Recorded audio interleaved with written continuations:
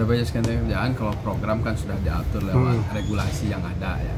Jadi kan sekarang ada 41 program JKK, JKM, JHT, JP plus JKP, jaminan kehilangan pekerjaan.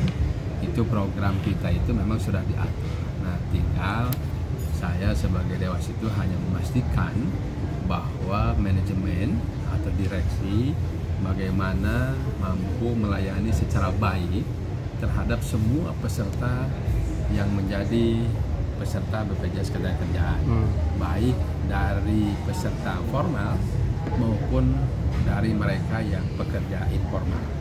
Jadi bagaimana pelayanan harus baik, harus cepat, kemudian juga tidak ada yang disusah-susah dan lain sebagainya. Itu menjadi ranah teman-teman di manajemen untuk melakukan pelayanan terhadap para peserta.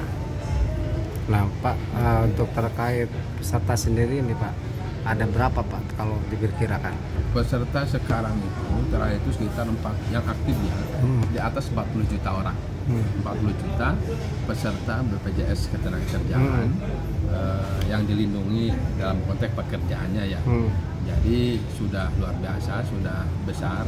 Walaupun memang dari sisi persentase itu kita baru di angka 40%-an.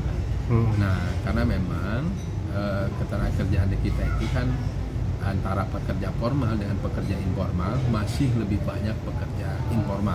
Perbandingannya itu sekitar 60-40 lah. 60%-nya itu rata-rata pekerja di sektor informal. Nah, yang formalnya itu sekitar 40%-an memang.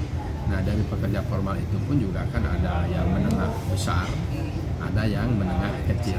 Jadi karena konteksnya siapapun mereka yang diupah atau digaji lah gitu mendapat salary bulanan, itu kan masuk kategori PU atau penerima upah.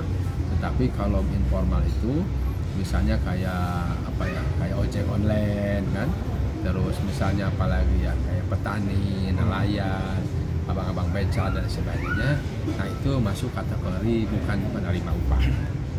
Jadi harapannya tentu kita secara undang-undang kan amanahnya adalah untuk bagaimana seluruh warga negara sebenarnya bagusnya memang masuk sebagai peserta BPJS Ketenagakerjaan, karena memang manfaatnya yang luar biasa besar. Di samping manfaat dari program-program itu sendiri, juga ada manfaat-manfaat lain. Istilahnya itu ada manfaat tambahan, seperti misalnya bagi yang belum punya rumah bisa punya rumah, kemudian bagi yang ditinggalkan orang tuanya yang sebagai peserta itu ada beasiswa dan tentu syarat dan ketentuan berlaku ya di situ. Sebenarnya mudah nggak sih Pak ini untuk mendaftarkan? Mudah, sangat mudah sekarang. Bisa melalui web, bisa melalui banyak kanal, termasuk kalau misalnya masih ragu, tinggal datang. Yang penting kan pasti harus punya nama, ya, punya KTP, kartu keluarga, dan pasti nomor HP harus aktif. Kenapa?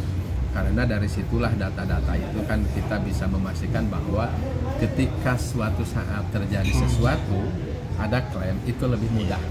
Karena dulu kan banyak, kadang-kadang kan namanya siapa yang didaftarkan panggilannya.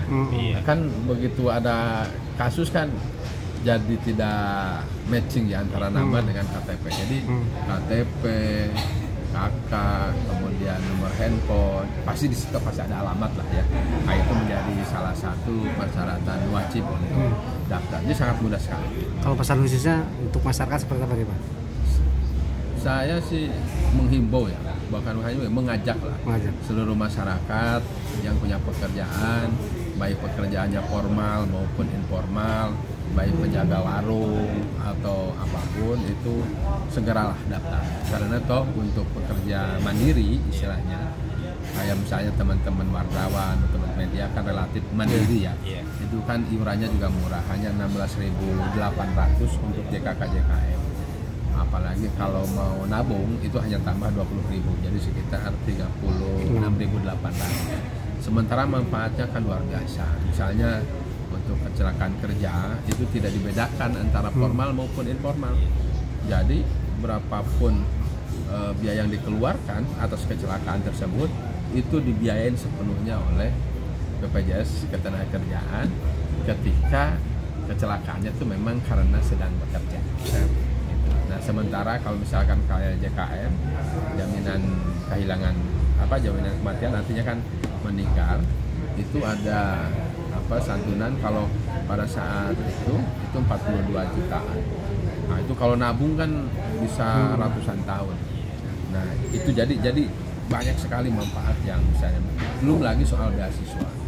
Nah beasiswa itu untuk 2 orang anak itu totalnya itu kurang lebih 174 jutaan lah.